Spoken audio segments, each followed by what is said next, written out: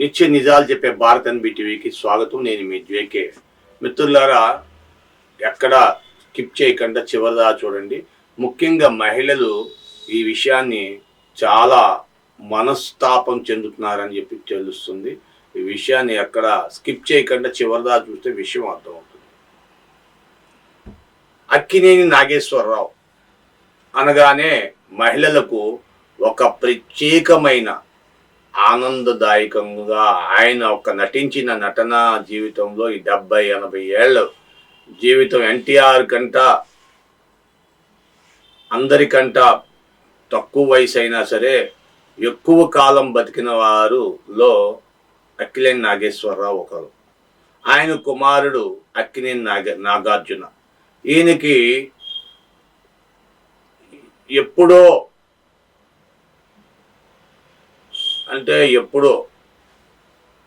ఒక స్థలాన్ని నాగేశ్వరరావు గారు కొని ఆయన ఎన్ కన్వెన్షన్ అని చెప్పి ఒక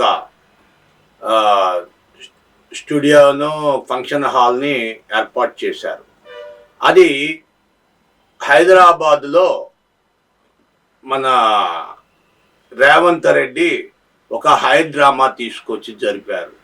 హై డ్రామా ఏంటంటే, ఈయన ఆంధ్ర ప్రాంతం వాడు, ఆంధ్ర ప్రాంతంలో వెళ్ళి తెలంగాణ ప్రాంతంలో సెటిల్ అయ్యాడు అని ఒక దీంతో చుట్టుపక్కల చెరువుల్లో స్థలాలు ఇళ్ళు కట్టుకున్నారని చెప్పి ఒక జీవో వచ్చిందని చెప్తే నాగార్జున ఇది నేను ఆక్రమించింది కాదు, ఇది పట్టాదారుల భూమి, దీనికి ఎటువంటి ఇది లేదు, ఒక్క అంగుళం కూడా ఇది ఒక్క అడుగు కూడా ఆక్రమించింది లేదు, ఇది మొత్తం కూడా పట్టా భూమి అని చెప్పి కోర్టులో కేసేసి కోర్టులో ఇంజెక్షన్ ఆర్డర్ ఇచ్చింది కోర్టు. కానీ రేవంత్ రెడ్డి ఈరోజు అనగా ఆగస్టు 23 చెప్పా చేయకుండా ఉదయాన్న ఎటువంటి నోటీసులు అక్కినేని నాగేశ్వరరావు కుమారుడైన నాగార్జునికి ఎటువంటి నోటీసు ఇవ్వకుండా ఆయన ఎన్ కన్వెన్షన్ని కూల్చివేశారంట.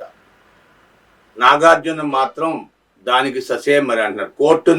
కోర్టు విలువని పౌరుడిగా, భారతదేశ పౌరుడిగా కోర్టు యొక్క విలువలని కాపాడాలి, కోర్టుకు వ్యతిరేకంగా ఎలా పడేస్తారు మీరు, నాకు నోటీసులు కూడా జారీ చేయలేదు, అందుట్లో ఇది కోర్టు ఇంజెక్షన్ ఆర్డర్ ఉంది, పడేయడానికి వీల్లేదని, ఇది ప్రైవేటు భూమి, ఇది పట్టాదారుల భూమి, దీంట్లో నిర్మాణం చేసిన దాన్ని పడేయడానికి వీల్లేదు, చెరువుల్లో ఉన్న కట్టిన నిర్మాణాలను మాత్రమే పడేయాలి, కానీ ఇది చెరువు కాదు, ఇది పక్కా భూమి, పట్టాదారు భూమి, ఈ భూమిలో నిర్మాణాన్ని కూల్చివేయడం, దీనిపైన రేవంత్ రెడ్డి పైన నేను తగు చర్య తీసుకుంటాను, కోర్టు కూడా తగు చర్య తీసుకోవాలి, ఎట్టి పరిస్థితుల్లో ఇది కోర్టు ధిక్కరనే, రేవంత్ రెడ్డి హై డ్రామా చేస్తున్నాడు, ఇది హైదరాబాద్లో హై డ్రామా నడుస్తుంది, ఈ అన్ని కూల్చివేయడాలు,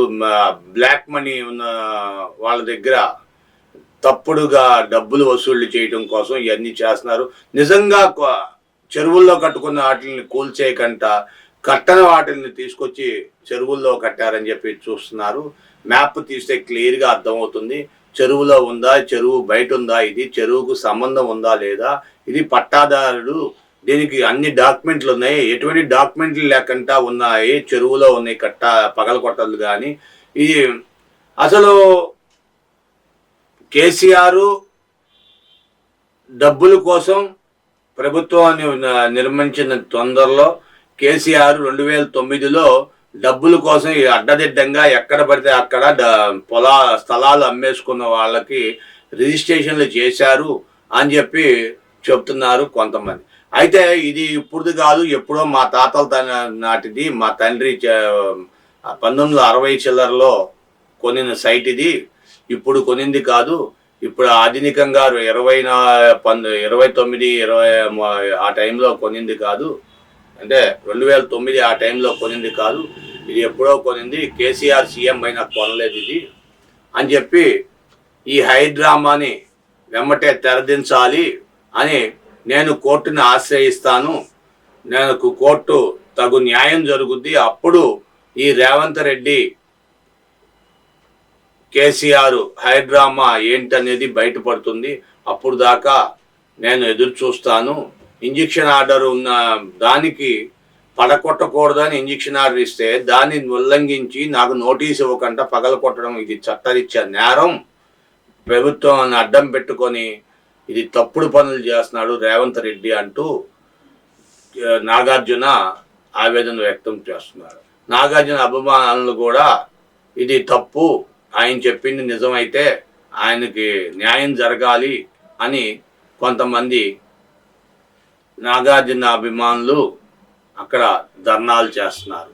ఈ విషయం మీకు నచ్చితే లైక్ చేయండి, షేర్ చేయండి, సబ్స్క్రైబ్ చేసుకోండి. Thank you for watching our channel.